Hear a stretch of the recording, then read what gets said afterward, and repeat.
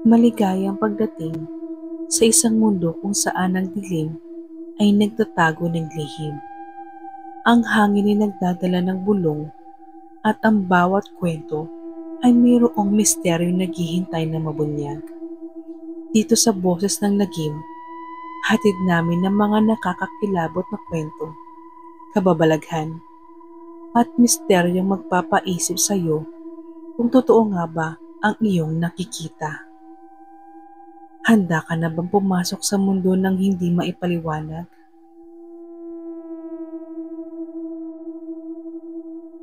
Sa baryo sa Antique, may isang matandang magsasaka na nagngangalang Mang Cesar. Mag-isa siyang naninirahan sa kanyang maliit na kubo sa gitna ng palayan.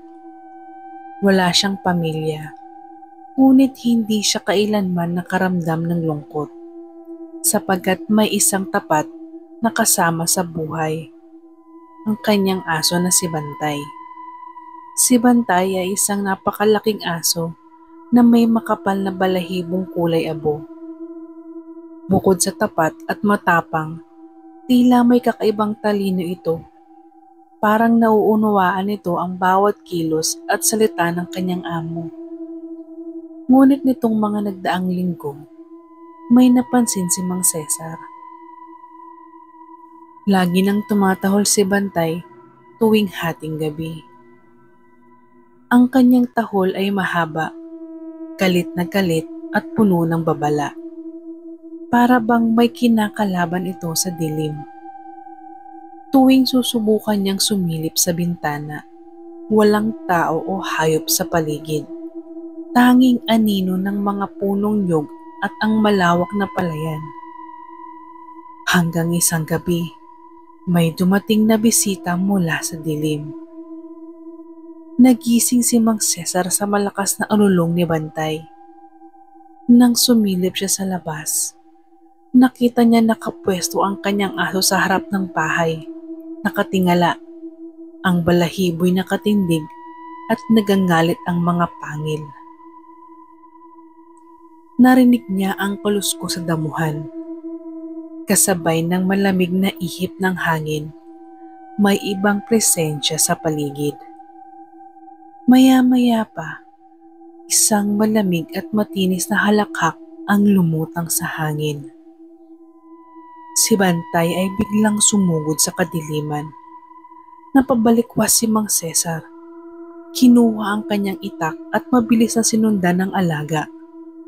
Narinig niya ang sagupaan, ang pag-alulong ni Bantay, ang mga kaluskos ng away at isang malakas na sigaw na hindi pangkaraniwan. Pagdating niya sa palayan, nakita niya ang isang matangkad na nilalang.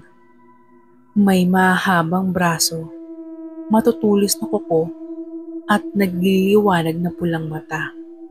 Isang aswang.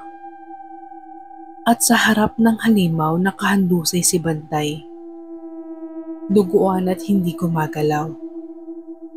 Matapang ang iyong aso, bulong ng aswang. Ngunit ngayon, wala nang hadlang sa akin. Sa isang iglap, lumundag ito papunta kay Mang Cesar. Ngunit bago pa nito maabot ang matanda, muling tumayo si Bantay. Sinunggaban ng aswang at kinagat ito sa liig. Pinagsama ni Mang Cesar ang natitira niyang lakas at sinaksak ang aswang sa dibdib. Napasigaw ito. Kasabay nito, si Bantay ay muling kumagat. Hindi bumitaw hanggang sa tuluyan nang huminto ang paggalaw ng halimaw. Nanginginig si Mang Cesar habang pinagmamasdan ng kanyang alaga. Nakahiga si Bantay sa lupa. Humihingal at nanghihina. Lumapit si Mang Cesar at hinaplos ang ulo ng aso. Salamat, Bantay. Sa huling pagkakataon, dumilat si Bantay at dinilaan ang kamay ng kanyang amo. At sa isang iglap, pumikit ito ng tuluyan. Mula noon, tuwing kabilugan ng buwan, Sinasabi ng mga tao na may naririnig silang isang malakas at tahol mula sa gitna ng bukid. Isang alulong ng isang alagang hindi kailanman iniwan ng kanyang amo. Sa baryo sa Capiz, isang matandang magsasaka ang nangangalang Mang Isko ang naninirahan sa isang kubo sa gilid ng kagubatan. Mag-isa siyang namumuhay, ngunit may isa siyang tapat na alaga, ang kanyang aso na si Luna. Si Luna ay isang napakagandang aso. May ginantoang balahibo at matalim na mata. Tila may kakaiba itong talino at kahit kailan, hindi niya ito nakikitang natutulog. Minsan, kapag nagigising siya sa kalagitnaan ng gabi, nakikita niyang nakaupo ito sa may pinto, nakatingin sa kawalan. May mga gabi ring may naririnig siyang ungol sa kagubatan. Ngunit tuwing lalabas siya upang silipin, tahimik lamang na nakatingin sa kanya si Luna. Parang may gustong ipaalam. Hanggang sa isang gabi, lumabas ang lihim ng kanyang alaga. Malamig ang hangin, kabilugan ng buwan. Sa loob ng kubo, narinig ni Mang Isko ang kaluskos sa labas, mga kuko na humahagod sa kahoy. Dahan-dahan siyang sumilip sa bintana. Nakita niyang nakatayo si Luna sa ginit ng bakuran. Tahimik na nakatingala sa langit. At sa anino ng kagubatan may lumitaw na isang matangkad at payat na nilalang na may mahabang braso at matutulis na kuko. Aswang. Napansin niyang hindi umuurong si Luna. Sa halip, tumingin ito sa kanya at tila ngumiti. At sa isang iglap, nagbago ang lahat. Unti-unting lumaki si Luna. Ang kanyang katawan ay humaba, ang kanyang balahibo'y nalagas, at ang kanyang bibig ay bumuka upang ipakita ang isang hanin ng matatalas na pangil. Si Luna ay hindi isang aso, isa siyang halimaw. Tulog ka na, Mang Isko. Nanginig ang katawan ni Mang Isko. Narinig niyang nagsalita ang kanyang aso. Dali-dali siyang tumakbo pabalik ng bahay. Isinara ang pinto at kinuha ang kanyang lumang rosaryo. Ngunit biglang may malakas na puwersang bumangga sa kanyang bahay. Halos matanggal ang pinto. Muli siyang sumilip sa siwang ng dingding. Nakita niyang nakatayo si Luna. Hindi na isang aso.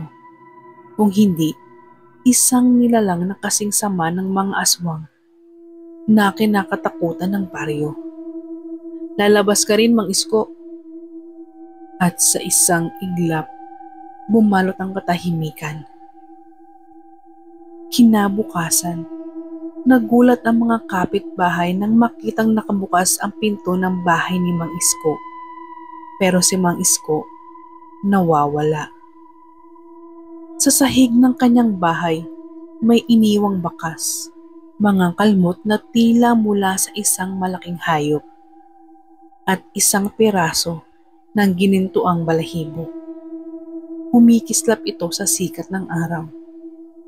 Mula noon, sinasabi ng mga tao na tuwing kabilugan ng buwan, may nakikita silang isang malaking ginintuang aso na gumagala sa kagubatan.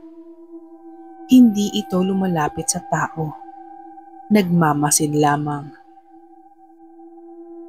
At kapag maririnig ng mga tao ang mahabang ungol sa hating gabi, sinasabi nilang may susunod na mawawala.